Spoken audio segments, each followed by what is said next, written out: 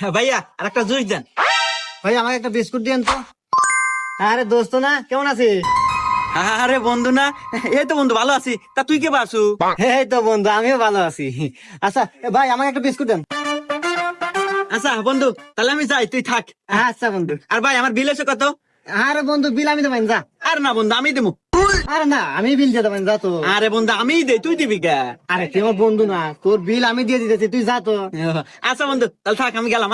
আচ্ছা ভাইয়া, আমার বিস্কুট আর জুস মিলে কয় টাকা বিল আছে?